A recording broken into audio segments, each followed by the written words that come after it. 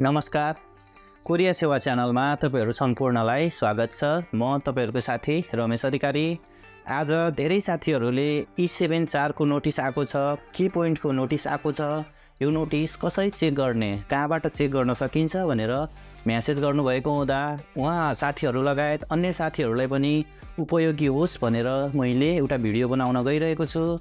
र तपाईहरु सबैले ध्यान दिनुपर्ने, बुझिराख्नुपर्ने कुरा भनेको कोरियामा अरु पनि भिजाहरुसँग सम्बन्धित जति पनि नोटिसहरु, जति पनि इन्फर्मेसनहरु तपाईहरुले 1345 अथवा कोरियाको इमिग्रेसन वेबसाइट haikorea.co.kr मा गएर भिजिट गर्नुभयो भने त्यहाँबाट सबै कुराहरु चाहिँ तपाईले हेर्न सक्नुहुनेछ।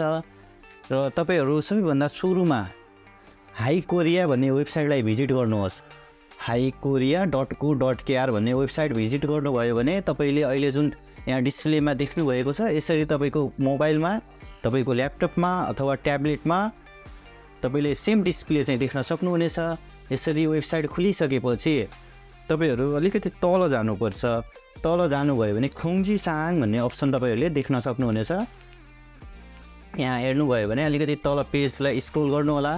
खुङजी साहाङ भन्ने अप्सनमा गएर हेर्नुभयो भने तपाईले सबै नोटिसहरु, यहाँ माथि चाहिँ धेरै नोटिसहरु नअट्ने भएको हुँदा यहाँ लिमिटेड हुन्छ।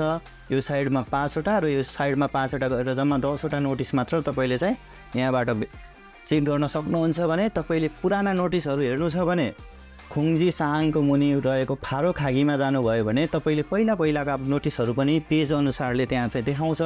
सबै नोटिसहरु चाहिँ लिस्टेड भएको हुन्छ, त्यहाँबाट तपाईहरुले चेक गर्न सक्नुहुनेछ। र आजको लागि हामी कुरा गरौँ के पोइन्टको लागि E7-4 숙련기능인력 E7-4 현식전 학대 भन्ने नोटिस 2023 9 को 25 तारिखको दिन आएको छ। र यो नोटिस कसरी डाउनलोड गर्ने भन्ने कुरा म तपाईलाई सिकाउन गइरहेको छु। त्यो नोटिसमा तपाईले क्लिक गर्नुभयो भने यसरी तपाईको नयाँ पेज खुल्छ। र यो नयाँ पेजमा चाहिँ तल छम्बु भन्ने फाइलमा एट्याचमेन्टमा चाहिँ गएर तपाईले के पोइन्ट भन्ने एउटा माथि एउटा छुट्टै फाइल छ र तल हाइकोरिया मिन1 सिनछङ फाङबप म्यानुअल भनेर दुईटा फाइल छ। यसमा यो दुईटै फाइल चाहिँ छुट्टा-छुट्टै भएको हुँदा तपाईले जुनमा क्लिक गर्नुहुन्छ त्यो फाइल डाउनलोड हुन्छ। जुनमा माउस ओभर भएको छ त्यो चाहिँ डाउनलोड हुन्छ। र अब तपाईले दुईटै फाइलहरु चाहिँ यहाँबाट डाउनलोड गर्न सक्नुहुनेछ। र यसमा हेर्नुभयो भने पछाडीको फाइल एक्सटेन्सन चाहिँ एउटामा चाहिँ SWP छ र अर्कोमा चाहिँ PDF छ। तपाईहरुले के ध्यान दिनुपर्छ भन्दाखेरि हाइकोरियाबाट तपाईले डाउनलोड गर्नुभयो भने मोबाइलमा एउटा एरर आउने समस्या पनि छ।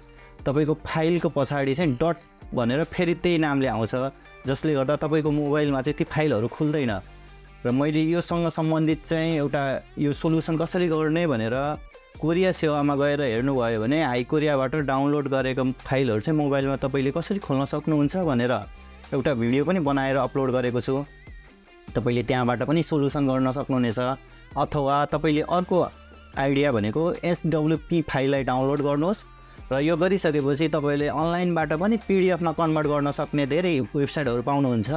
त्यहाँबाट तपाईले फाइल ओपन नगरिकन तपाईको मोबाइलमा फाइल भएन भने त्यहाँबाट डाइरेक्टै पनि तपाईले चाहिँ फाइल ओपन नगरिकनै वेबसाइटमा लगेर पनि गर्न चाहिँ सक्नुहुन्छ।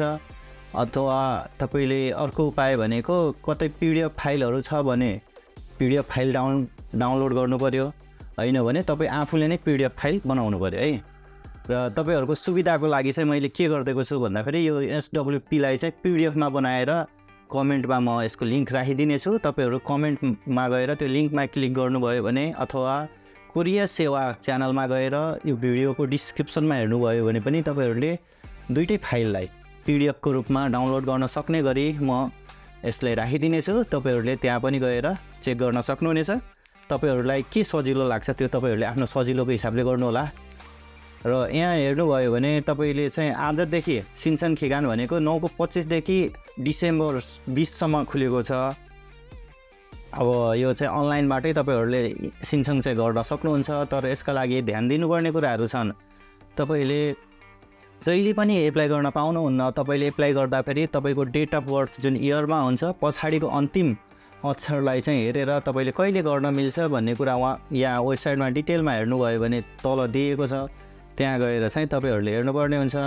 यसरी यहाँ हेर्नुभयो भने सिन्छन गर्नको लागि चाहिँ सोमबार, मङ्गलबार, बुधबार, बिहिबार र शुक्रबार 5 दिन तपाईँहरूले सिन्छन गर्न चाहिँ सक्नुहुन्छ।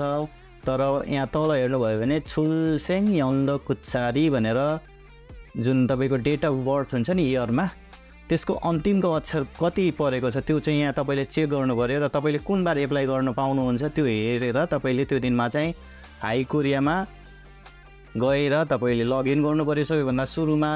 त्यसपछि गएर मिनोन सिन्छङ भन्ने अप्सनमा गएर सिन्छङ हाकी क्लिक गर्नुहोस्।